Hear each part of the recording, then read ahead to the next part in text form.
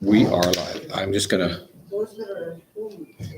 yes, waiting for you. exactly. And it is 7:34 now. Yeah, So so. I'm just gonna send a note out and let people know we are on here. Yeah, really necessary because you start repeating that stuff. Right. So I have to look on Facebook. Exactly. You start, I can't find it on Switch there. accounts. Did he not tell me that he wasn't having it? No, there we go. You know? There we go. We have two viewing already. It's always so weird. It's always so weird.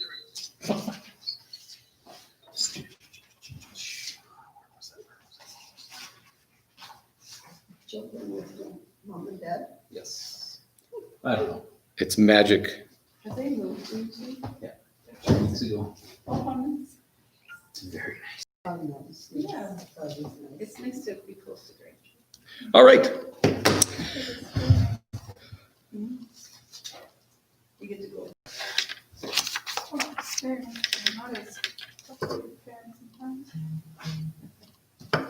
You just got a notification that we're here? That's fantastic. Well, welcome everybody. I kind of, last week I had the computer right in front of me, so when I had to look at Myrtle, I had to do this, kind of like that guy in the fence. What was that where he kind of looked?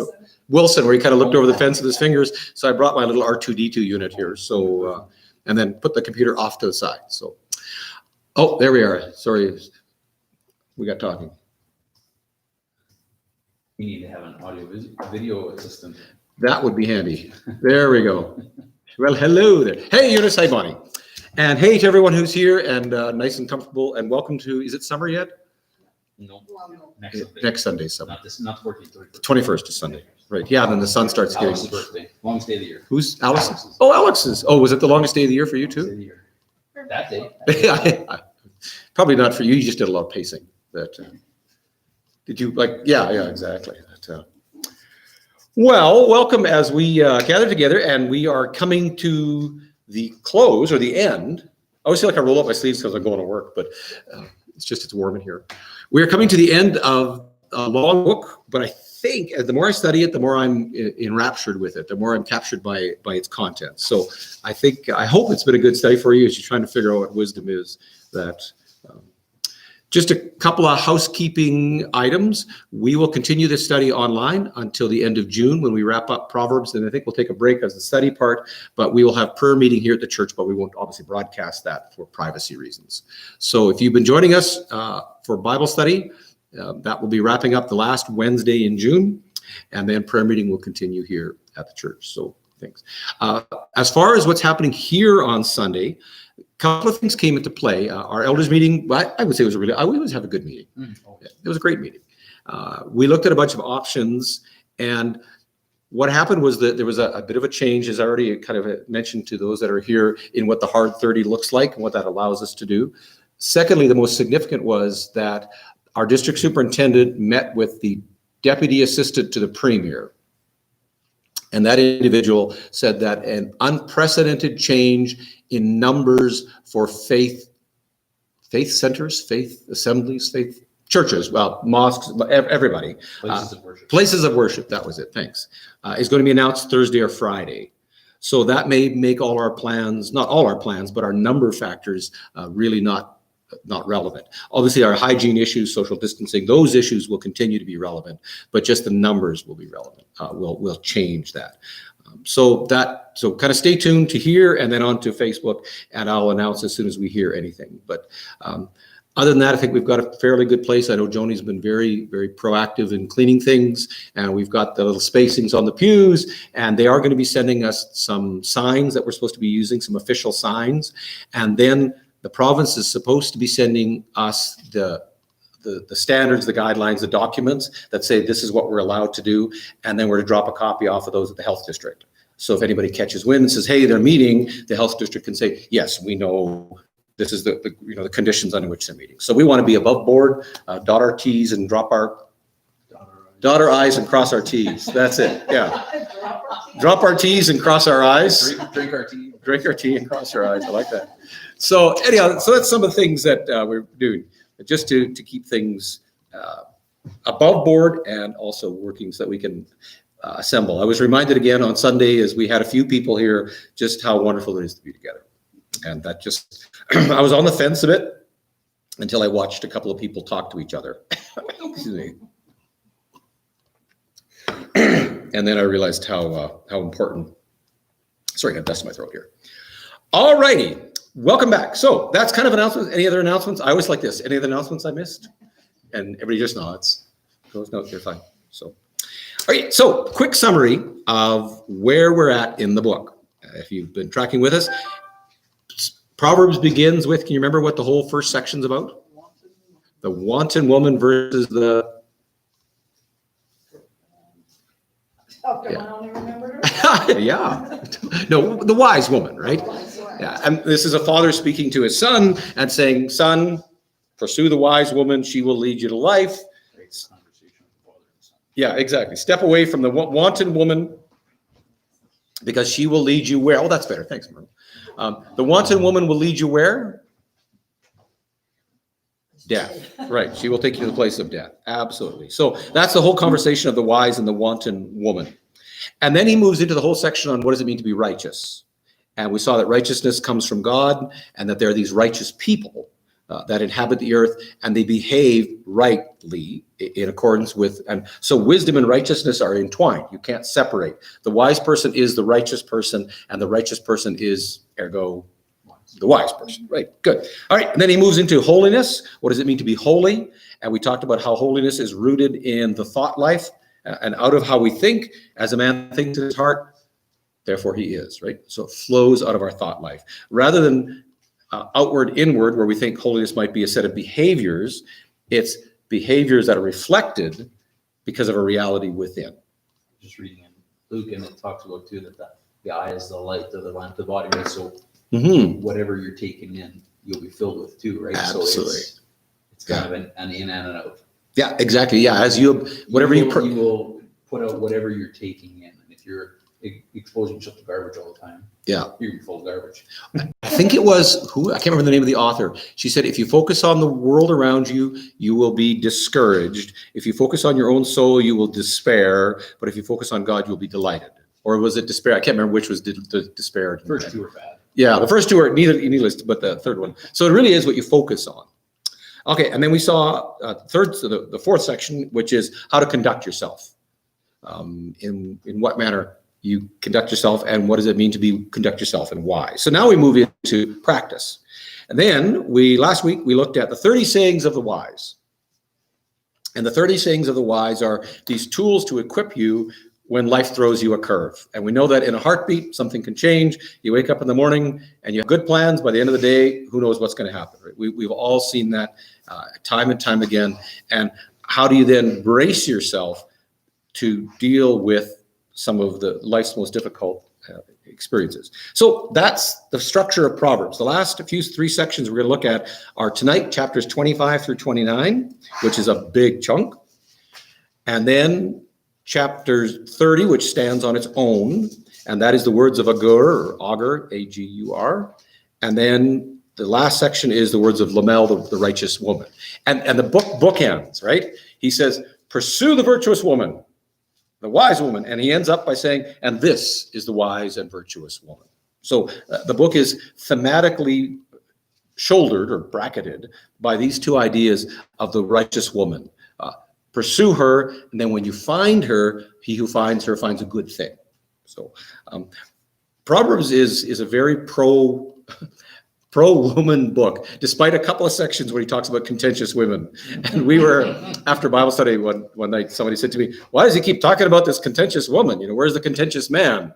And I said, well, you got to remember Solomon had 1,000 wives, so he had a little more experience probably with contentious women, and he was the king, so all the men would kowtow to him. Right. So he probably had more experience with women talking back to him than men talking back to him. So that's a bit of the historical context. I'm making excuses, but It is what it is. it is what it is. Exactly. You didn't write it. No, that's right. I don't have to. It's fascinating how he does get a little on that. And we're going to see it again tonight. All right. Proverbs chapter 25 through 29. 25 verse 1 says, take a look and take a moment to read that. Who verse, whose proverbs are these? Proverbs of Solomon, compiled by the men of Hezekiah, king of Judah. So this is written sometime later. So Solomon said these things, and now King Hezekiah, his servants, his stewards, are now compiling them. So basically, they just kind of went around the countryside, and looked through Solomon's writings and his books, and they made kind of what would you call it? Like not a bibliography, a compendium, a collection, right? So Solomon said these, but they were compiled later on during Hezekiah, the king of Judah's reign, which is sometime after. All right. We got a lot of material, so we're going to kind of trot through this fairly quickly. I want to see the big themes. And if you just take a look at verses 2 through 7, what are all those, or who are all those addressing?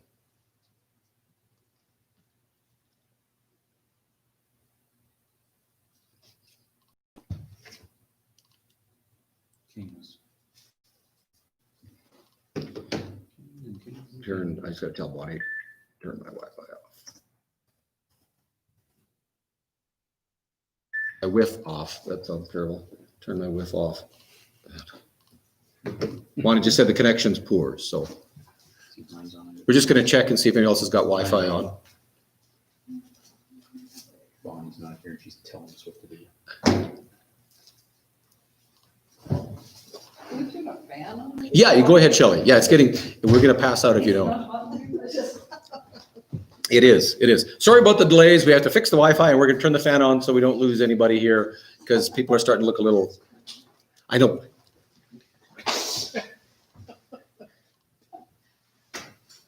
No, other one. There you go. Yeah, thanks, Shelley.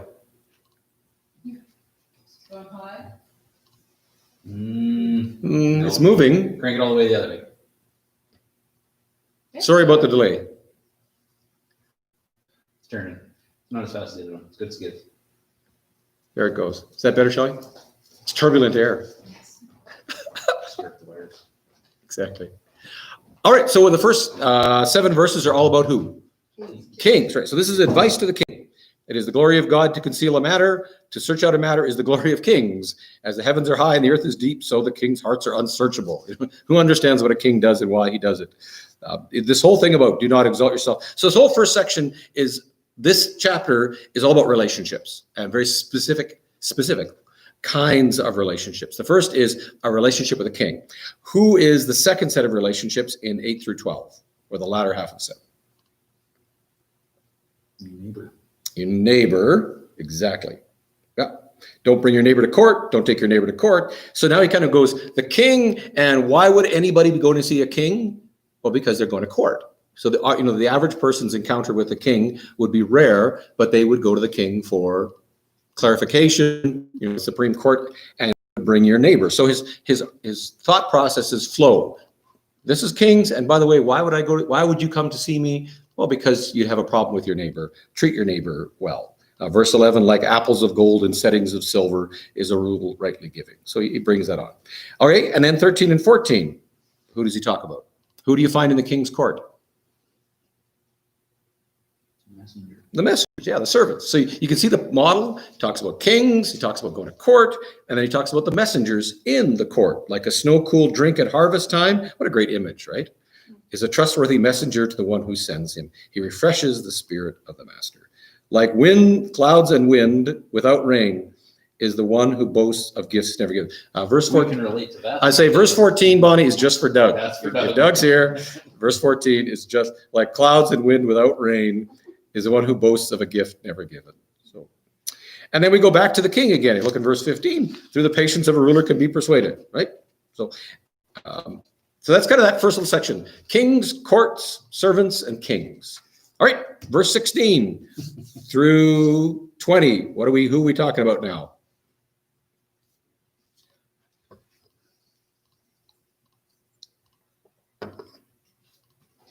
We're right back to our neighbors, aren't we?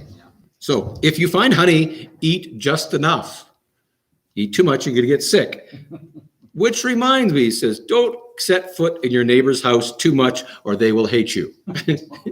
Don't overstay your welcome. That's right. Company and fish both go bad in 3 days. So that's kind of the rule. That's not a proverb that's written here, but that's the heart of it. Yes, that's the heart of what he's saying, right? And then he continues on through 18 through 20, like a club or a sword or a sharp arrow, false testimony, like the one who takes the garment on a cold day, is the one who's actually 20 is kind of unique. Like the one who takes away a garment on a cold day, or like vinegar poured on a wound, is one who sings songs to a heavy heart. Mine says vinegar poured on soda. Oh, that's interesting. Soda. Yeah. Soda would make it. Yeah. Yeah, it would agitate it, right? Interesting. So if someone's sad and you come along and say, gray skies are gonna clear up, put on a happy face. Hey, spread sunshine. They're not gonna be happy. So that's like someone taking your coat away on a cold day. Treat your neighbor with, don't sing songs to someone with a heavy heart. But happy songs is what he's implying. And then he goes from neighbors and he flips the coin. Take a look at 21 through 24. Who's he talking about here? Your enemy. So he goes from your neighbor, and he says, and about your enemies. And he flips over. If your enemy's hungry, give him food to eat, thirsty, give him water to drink. And in doing this, 24 is one of my favorites. you will heap burning coals. 24. Yes, better to live on a corner of the roof than to share a house with a quarrelsome wife. Back to Solomon. If you see me on the roof. Tonight you might. That's right. I can send you a really good video on the doghouse. So, yes. Yeah, so this is about people you don't get along with, and including your quarrelsome wife. All right, 25. Like cold water to a weary soul is good news from a distant land. It kind of opposite of the singer. Like a muddied spring or a polluted well are the righteous who give way to the way. There's these kind of two random ones in. And then he wraps up this chapter with 27, which is about contentment. It's not good to eat too much honey, nor is it honorable to search out matters that are too deep. Be content. And then self-control in 28, like the city whose walls are broken through is a person who lacks self-control. All right. I can hear you, Dylan, says Bonnie. Excellent. All right, so that's 25. Take a look at 26. 26 is a standalone chapter, and it deals with one subject. For the first time in Proverbs, we're going to deal with one subject rather than dancing between hot coals, as it were. Just take a look at a few of the verses. Give you a moment to read through. It's 28 verses. Obviously, don't take the time to read the whole thing. But take a look at what is this one chapter about. Fools. Yeah. 1 through 12 is all about fools. My 11 is my favorite. As a dog returns to its vomit, so a fool repeats their folly. Yeah. We had a great big black dog one time, and he ate the giant size box of Captain Crunch. It's called the mate size. It was 2 boxes in 1 box. And he walked to the kitchen, I was gone, and he ate the entire box. And he walked outside, and what did he promptly do? Looked at it and then ate it again. Just because it was warm, right? As a dog returns to its vomit, so a fool. That's the image of someone who keeps doing something stupid over and over again. That's a rather graphic image, but that's exactly the image here. Do you see a person who's wise in their own eyes? There's more hope for a fool. So despite all the bad things that fools are, if you think you're wise in your own eyes, there's more hope for the fool. So the irony is that we shouldn't feel like we're wise in our own eyes. That wisdom comes from God, from outside of us, right? Good. Then 13 to 16, another one of my favorites. What does he talk about? Lazy sluggards, yeah. A sluggard says, there's a lion in the road, a fierce lion roaming the streets. In other words, you say, listen, buddy, you should get up and get to work. And he says, I can't. There's a lion on the street. Now, is there a lion? Of course not. But he's making an excuse, right? In other words, a lazy person will always find an excuse for not working. There's always something. And then I like 14. As a door turns on its hinges, so the sluggard turns on his bed. Back and forth. His hips get sore as it goes from side to side. A sluggard buries his hand in the dish, and he's too lazy to bring it to his mouth. This is a repeat from a while back. He's still like, I have to. I can't, I can't go to work. There's a lion. I can't get out of bed. I can't. I'm so tired. Feed me. Feed me. A sluggard is wiser in his own eyes than 7 people who answer discreetly. So that's the sluggard. All right, then take a look at 17 through 19.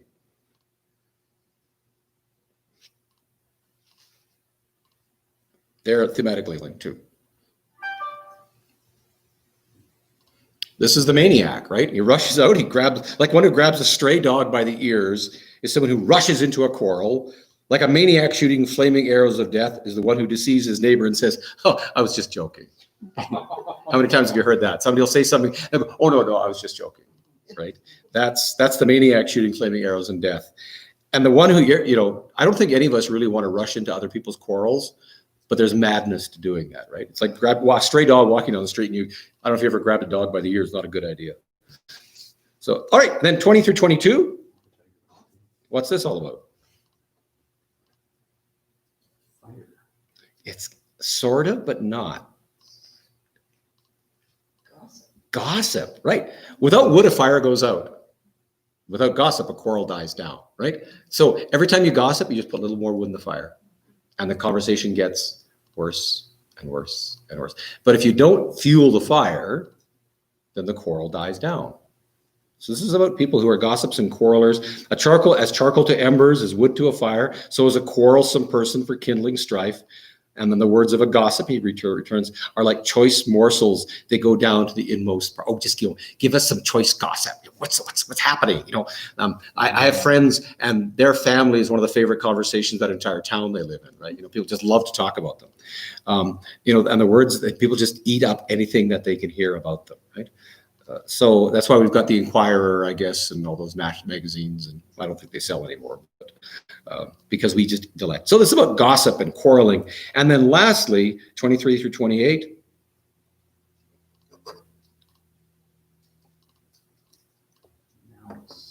Yeah. This is just malicious evil, right? Lying tongues, people who have malice in their heart, enemies disguise their lips, like coating of silver. This is about the evil person. So if we look at all these people, we've got the fools, the sluggards, the maniacs, the gossips, and the general evil. What's this chapter about? General not niceness, exactly. Evil people. This is more than just a fool, which he introduces, right? This is about the foolish, the lazy, the violent, the gossip, and the evil. This is all about the negative side. This one chapter really is a portrait of everything that Solomon is trying to get us not to be. All right, that's 26. 27 is... Verse 27, I like that. Sorry, verse 27, I'll just read that here. If a man digs a pit, he will fall into it. If a man rolls a stone, it will roll back on him. Exactly. If you set to plot to destroy your neighbor, it's going to come back and bite you. It kind of looks like Wile E. Coyote. Yeah, if someone rolls a stone, it will. Yeah. In the hole, throw in the stone. Yeah. It's about those who plot evil against their neighbor. It will come back and bite you someday. Very good. Excellent. 27 and 28 and 29, these last 3 chapters take up quite a few pages. But this is the hardest section in Proverbs because there's no theme. Remember, this is the collections of the Proverbs of Solomon. So this is the last big, this is the potpourri. This is a whole bunch of just staccato. And, I read it through several times today, and I tried to find a theme or a sense of direction or, a bigger picture. There isn't one.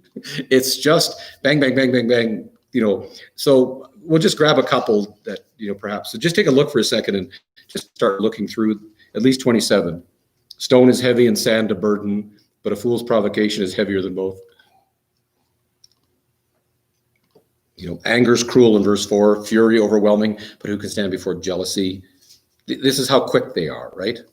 I like 6, wounds from a friend can be trusted, but an enemy multiplies kisses. Rather than have someone who's honest and hurts you than someone who lies to you and sugarcoats everything. They try and make you think, but a friend that you can wound, they're saying it honestly. And that's hard, right? Because it does feel like a wound. So our friends do wound us, but that's a trustworthy wound versus someone who lies to you all the time. And again, honey is back in 7. One who's full loathes honey from the comb, but to the hungry, even what is bitter tastes sweet. Someone said appetite is the best seasoning. Or appetite's the best flavor. If you're hungry, everything tastes good. Yeah, so there's just this whole set of staccato ones. And then it wraps up in 23 through 27, all about farming. 23, it gets one section, 23 through 27. Be sure you know the condition of your flocks and give careful attention to your herds. Why? For riches do not endure forever, and a crown is not secure to all generations. In other words, pay attention to your livestock. When hay is removed and the new growth appears and the grass from the hills is covering it, the lambs will provide you with clothing. You will have plenty of goat's milk. He said, look after your farm, which doesn't seem like someone would have to tell you that, but there it is. 28 is another potpourri. Just verse 7 is I'll give you a couple of examples. Verse 4, those who forsake instruction praise the wicked. But those who heed it resist the wicked. Verse 7, a discerning son heeds instruction, but a companion of gluttons is a disgrace to his father. All these. 14, blessed is the one who always trembles before God. 28 and 29 are like Solomon saying, all right, this is all the stuff I forgot. It just kind of goes all over the place. Maybe those guys got tired of categorizing it, just went, good enough. We don't have In there. exactly. We don't have a place for these. Yeah. We're going to throw them at the end. Yeah. That's the last 3 chapters. But all right, a couple more in 29, and then I want to draw this to a point. There we go. Good time. Let's just take a look. Verse 6: evildoers are snared by their own sin, but the righteous shout for joy and are glad. I kind of like that one.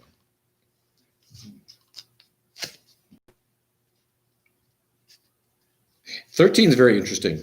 The poor and the oppressor have this in common. The Lord gives sight to his eyes to both. Whereas God watches both the poor, but he also watches the wicked. God is not ignoring either.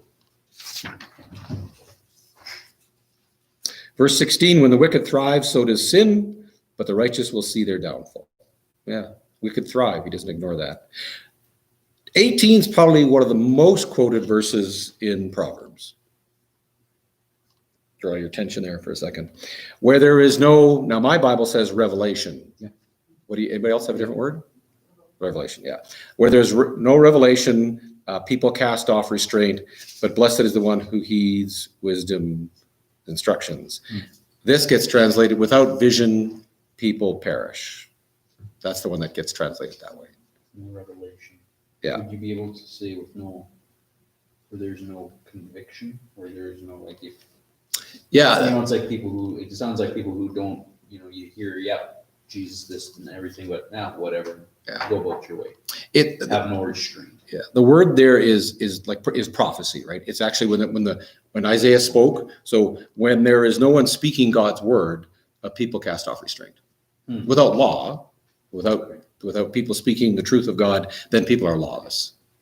And you know, we've pretty much seen that in the last week on the news, right? I read the news about Chicago today, and they were announcing the numbers out of Chicago. How was it? 78 shot, or I can't get the number. It's just madness. And there was a neighborhood, they said there's not a single pharmacy left. They've looted and burned them all. And businesses are leaving Chicago left and right. So Chicago's the hotbed of where this is happening. Minneapolis was the hotbed, and it's moved over to Chicago. Yeah, and that's where the riots are the worst. They're just burning streets. Yeah, they had 60. The police had 65,000 calls for service in one night, which is 50,000 more than they used to. So can you imagine that? You know, again, where there's no truth, people cast off restraint. So that's kind of all right. So that was pretty quick. I know we got through a lot. I want to draw this to a couple of, so what do we do with all this stuff? We got a lot of timber on the ground here. What there is in these chapters is 2 paths. And we've seen that time and again in this book. Proverbs is very much 2 paths. The good, the righteous, and the wise, the bad, the evil, and the fool. They're almost synonymous, aren't they? You know, to be the righteous is to be wise, it is to be holy, and that's all one big column, and then the bad, the evil, and the fool. Now, if we took the time, what we could do is we could actually take these chapters and do the same thing again. We could, divide our page into 2 columns and start categorizing all of these. And then again, what we would do is we'd create a portrait. This is something we've done several times because that's the theme of the book. We're kind of locked into the idea that this is the picture, and we're not going to get a lot of new colors here, but we're going to keep getting reinforced. So just as you look through that, what are some of the characteristics as you look through these chapters here? What are some of the characteristics? What would you put in the good, righteous, and wise column to start with? Let's start positive.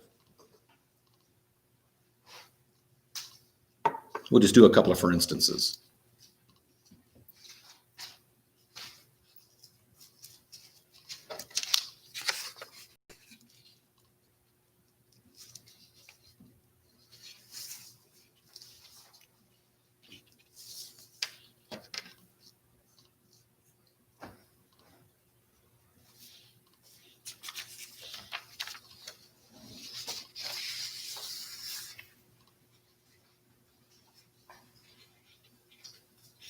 What would a wise, good, or righteous person, what would the characteristic behavior or heart attitude? 27 verse 2 is let another praise you, and not your own mouth. Let someone else, and not your own lips. Exactly. Humility, right? Don't go around blowing your own horn. Yeah. Ask somebody else to do it. Yeah, exactly. Would you mind blowing my horn for me? That speak well of me, would you? Yeah. But you're right. That's part of humility, isn't it? Yeah. Good. Maybe else something that leaps off. I know there's a lot of chapters there. There's a lot of material to source from or to take from. But anything that particularly caught your eye in our quick run through? Same thing, another one, 25:6. Do not exalt yourself in the king's presence. Exactly. Humility. Yeah. Yeah, this is one of the marks of the righteous. Good. Well, let's make it, actually, the dark side is a little easier. What are the signs of a bad, evil, or foolish person? Go to that sluggard chapter. Yeah, laziness, right? Would certainly be one of the characteristics of the fool. Anybody who's lazy. Yeah. The madman shooting arrows. Yeah. Fools give full vent to their rage. Gossip. Gossiping. Yeah. What the wise man brings calm in the end. A lying tongue hates those it hurts. That's right. Yeah. Lying. And he paints this picture very clearly of the fool, the unwise, the evil, the bad person. We can live on, I feel like the three little pigs sometimes. Sometimes I feel like a building with straw. Sometimes I pray I some days build with bricks. But we've got lots of little pieces here to build with. So what house can we build tonight? What was the song I was listening to? Truck, love's the only house big enough for all the pain in the world. So Kathy Mattea. Man, I've been quoting country lately. That's good.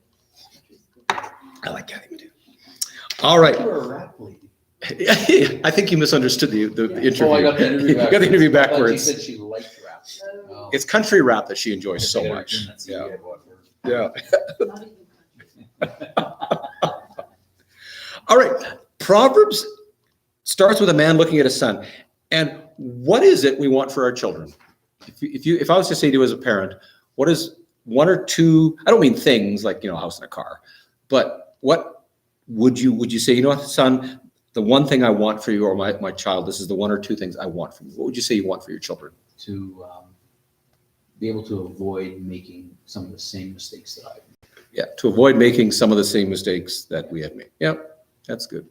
to have a good partner. Yeah, to have a good partner. Yeah. Good strong relationships, right? Honesty. To be an honest person. Yeah. Hardworking. Yeah, hardworking. And it's funny, as you go through all these chapters, we could continue this conversation, and I suspect that almost everyone we thought of is going to pop up in Proverbs, right? And I want to use a word, and I want to use it very carefully. But what Solomon wants for his son is a good life. And that's where we have to be careful, because that's what we're going to explore now a bit. What is the good life? If I was to say, to my son or my daughter, I just want you to have a good life. It depends on who says that, right? Somebody else may mean something totally different. But I think as parents, we want our children to have a good life. And so Proverbs actually is that in a very broad way and a very narrow way. Solomon wants his son to have a good life. He says, son, if you would have a good life, be wise. And he defines it. So I did a little digging this afternoon on what is the good life. Boy, if you want a fun internet search, just type in what is a good life, or if you do what is the good life, you're going to get totally different images. But if you type in what is a good life, and the best one I found, I didn't spend a ton of time on this, was by a small book by two authors, and I will butcher this man's name because his last name is 1, 2, 3, 4, 5, 6, 7, 8, 9, 10, 13 letters long. It's not Weeb. Just say it fast. Panos Mordukakatos. I think he's Greek. And his colleague, Michael Soupias. So I think they're Greeks. But here we go. He wrote this in Forbes magazine about a year ago. And this is the 10 commandments of a good life. See if they sound familiar. And again, we've done this before. I love when godly wisdom and the wisdom around us all intertwines and people go, well, this is going, yes, that's because that's what the Bible says. So number one, he says, an examined life. Examine your own heart.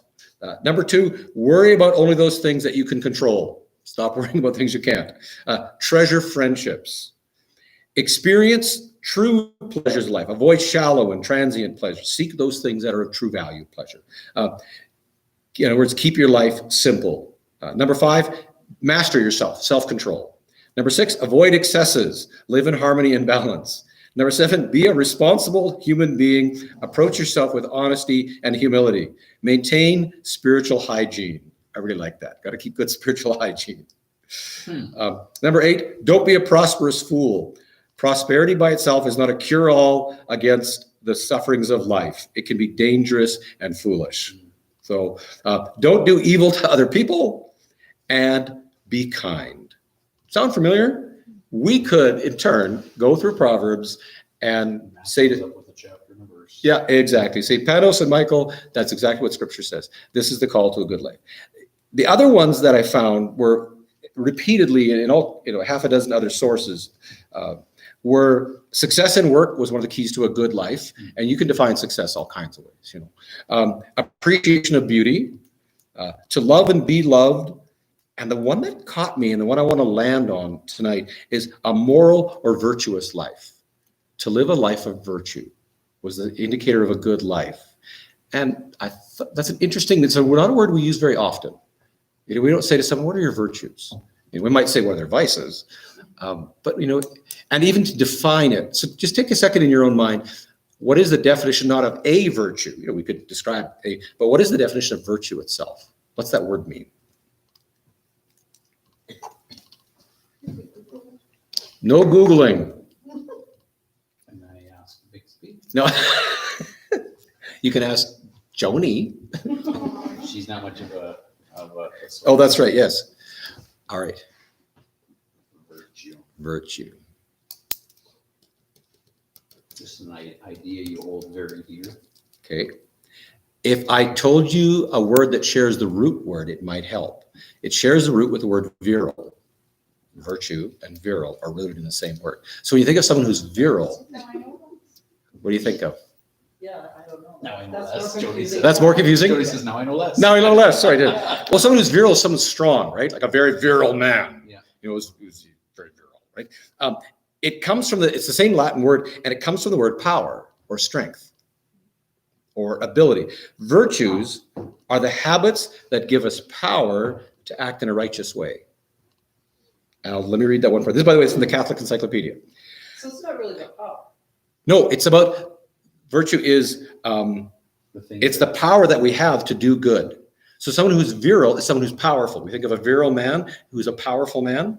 So virtue is literally the power, the strength, or the ability that gives us the power to act in the right way. So the virtuous habits are the powerful habits that cause us to act righteously. Like going to church, reading your Bible. Yes.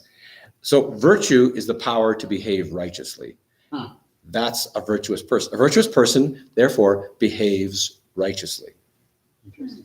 I thought it was an interesting connection because it's rooted in the power to do good. So Jesus was a virtuous person because he used his power always to behave, to do good. When you help your neighbor, you're using your physical strength, you shovel their walk, you're behaving virtuously. You're using the power, whether it's financial power, emotional power. We would talk about this, right? We all have power. When we use our power in a righteous manner, we are being virtuous. Does that make sense? Yeah, it's a curious way of looking at it, isn't it? Yeah, because it's all based in our strength or our abilities. So, got me thinking. A good rabbit trail. about virtue. That's where the rest of these 6 pages. That's right. This is the rabbit trail. Now we're really getting going. Yeah, now we're at the rabbit trail. Because this book is about virtue, about using, my son, you have these, use it for good, treat your neighbor right, obey the law, control your tongue, fear God. He keeps listing all these virtues of the righteous son. So the opposite of virtue is sin, right? So, okay, we're gonna do a little journey down a curious road tonight. What are the 7 deadly sins? Anybody remember? I'm gonna help our friends at home.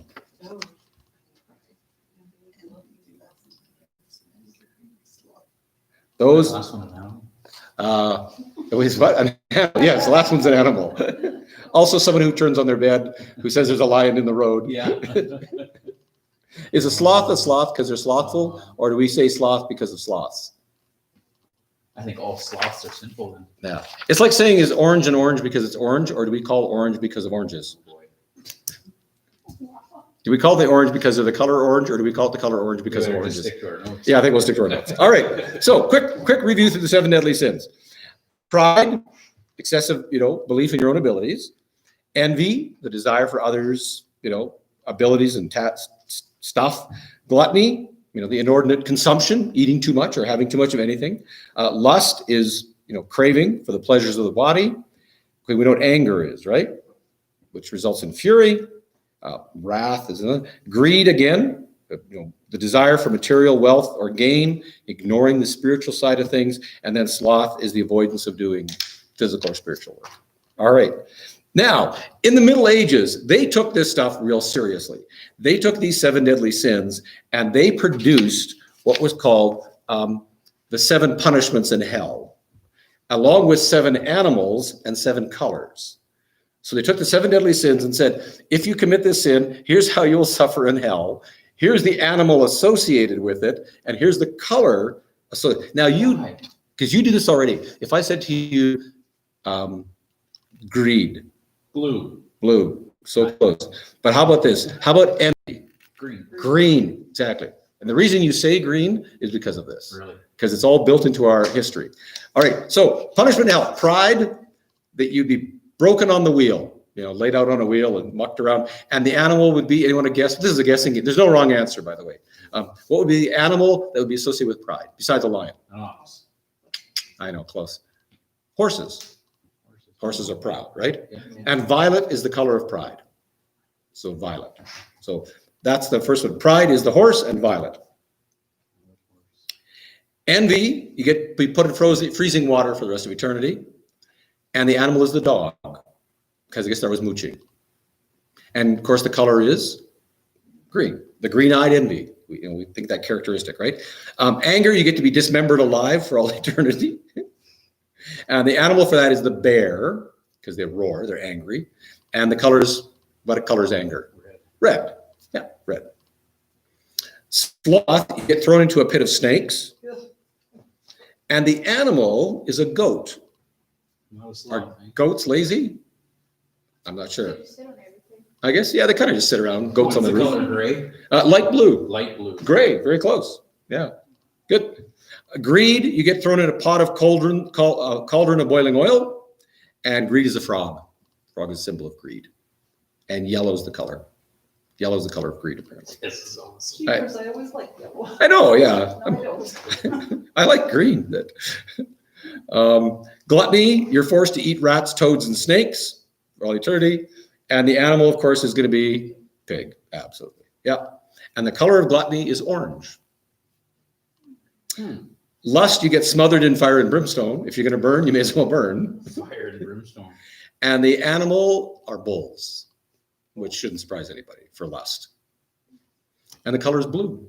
So where that comes from, I don't know. But that's the fun thing. Now, the church was not content. Dylan's wearing blue. The church was not content with the cardinal vices, so the 7 deadly sins. So what they produced was the cardinal.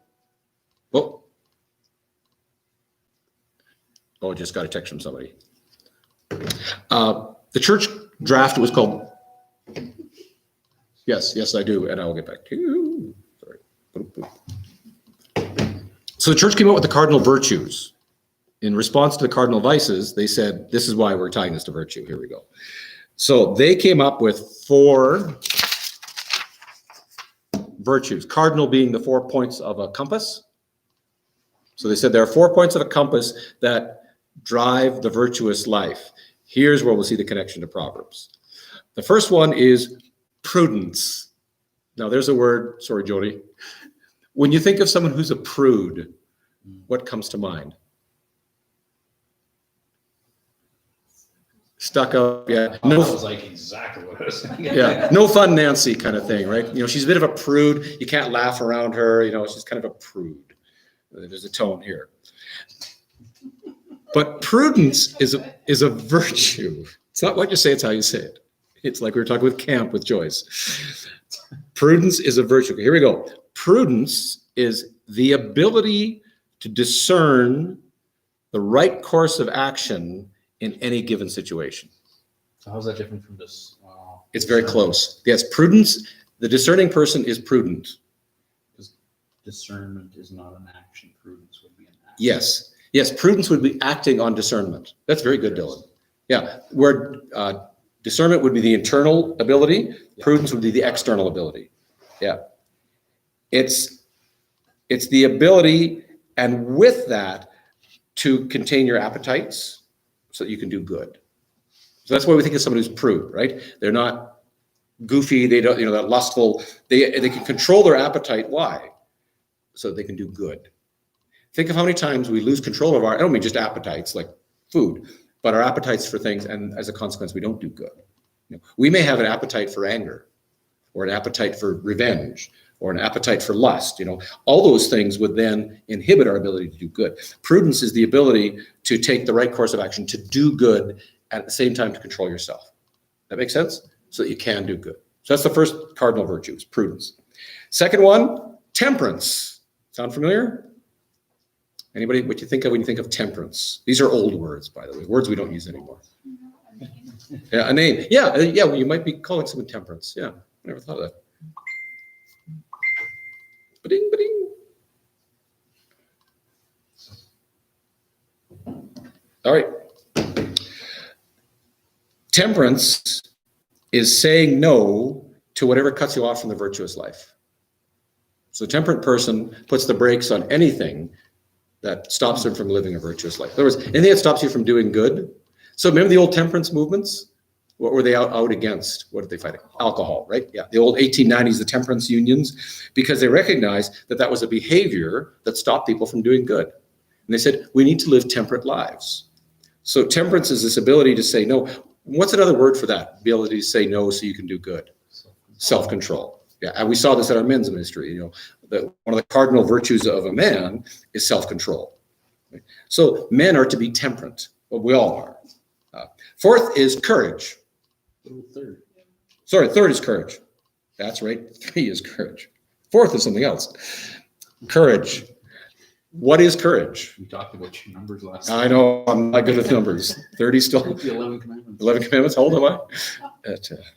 What is, when you think about courage, what is courage? I had 11 commandments last night. I'll give you a very simple definition. Courage is a willingness to suffer in order to do what's right. The courageous person steps up, defends the weak, the fatherless, the poor. The absence of fear. It's not it's the willingness in the face of fear. Yeah, I will suffer, or I'll risk myself in order that I might do right. The firefighter, right? The ambulance attendant, everyone who says, I will suffer in order to do what's right, that's courageous. Because you're putting the rights and the needs of others before your own personal safety, which would be your own rights and needs. And the number 4, thank you. I should put numbers on my pages. Justice. And justice we've already seen, working toward what life ought to be. So what the medieval people did is they looked through scripture and they said, what is this righteous, virtuous life? And they didn't want it to be 49 chapters or 689 parables. They really wanted to distill it, to boil it down into a very simple teaching that everyone could understand. And they said it's like a compass that guides you through life. There's 4 cardinal points on the compass, northeast, south, and west. And so too, there should be 4 cardinal points on our lives that lead us or guide us into righteousness and holiness. And the first one they said is just be prudent. Contain your appetites so that you can do good. Then they said, be temperate. Cut off whatever is in your life that doesn't lead to a virtuous life. In other words, exercise self-control. Be courageous. Be willing to suffer for the good of your neighbor. And lastly, be a just person. Does this sound vaguely familiar? Here, what God wants me to do righteous, love righteousness, do justice. I forget the rest of the verse, how that works. I've shown you what is good, oh man. I should have looked it up. But anyhow. So those are the cardinal virtues. Along comes the New Testament, and it's even tidier. It says, forget 4, we're going to come up with 3 cardinal virtues. Anybody want to guess what the 3 cardinal virtues of the New Testament are? You'll know them as soon as I say the first one. Faith. Second one would be? Love. Yeah, and the third would be? Hope. Yeah, faith, hope, and love. And the greatest of these is love, right? These 3 remain. So these are the cardinal virtues. Faithfulness, hopefulness, and love. If I love my neighbor, what will I do? I'm not going to do it to harm them, right? If I love my neighbor, I'm going to control myself so I don't hurt them. If I love my neighbor, I will be courageous. I will suffer in order to make the world a better place, right? If I love my neighbor, I will act justly. All these things all became flowing together. So this big section, if I could sum it up, is really the call to a virtuous life. Solomon looks at his son and says, or in the story, he says, son, you have an opportunity to do good in life. Use your power to do good. Now, this should sound vaguely familiar. One day, Jesus sits down and says, I want to tell you a story about some sheep and some goats. And they'll go, oh, which one are the sheep and which one are the goats? And Jesus says, the sheep are the ones that did what? When I saw you in prison, when you were hungry, I fed you when you were hungry. I visited you when you were sick. I visited you when you were in prison. And he says, inasmuch as you did it to the least of these, you did it unto me. And the righteous will say, Lord, when did we see you this way? He says, well, when you did it to them, you did it to me. And the unrighteous will say, Lord, the goats, right? When did we see you sick and in prison? And that we would have loved to help out. He says, because you didn't help out. This is from a Keith Green song, but it's from Jesus. The difference between the sheep and the goats is what? It's the good they did, right? What they did how they acted. What they did with what they had. The sheep are virtuous. They take the power they've been given and they use it for good. They visit the sick, they visit the widows, they visit the hospital. They take all the power they've been given and they use it for the good of their neighbor, for the good of their community, for the good of the suffering, for the good of the downtrodden. That's the virtuous life. And that's a sheep. A sheep is a virtuous animal. Where the goats are not virtuous. Why? Because they don't do good. They're using their power for their own glory, for their own benefit. Right? They're goats, and we know that goats, on the other hand, are sloths, are lazy, which fits in this whole unvirtuous thing. If you looked at the world today, and we know we've talked a lot about justice and racism, I think what's missing is virtue. Where people are saying, I will use all the good I have, the physical, the emotional, the spiritual, the financial, all the resources I have, I will use the power that I have for the good of the people around me. And I think we're missing virtue. Because the opposite of virtue is selfishness, right? And anger and violence. We are seeing, and no one in the media, I bet, can guarantee in the last week, has said these are not virtuous people. We've never used that language. It's such an old word, but it is a word rooted in the character of God. And so what does God do? He uses his power how? For our good. Right? Herein is love. Not that we loved him, but that he loved us and gave his son as a propitiation, as the atoning sacrifice for our sins. God acts virtuously. He uses his power for the good of others. So, all right, that's virtue. Any thoughts from the circle around us? Does that make sense? Is it the idea connect? Yeah. It's just an odd word that we don't use anymore. And it struck me that it's about using power for good, which is an ongoing theme in scripture, certainly. Yeah. Dylan, Joni, anything you can think of? All right. All right, we will pick it up next week and we'll get a little smaller. We're down to like one chapter, which is a little more manageable than 4 and 120 or 130 parables. So, all right.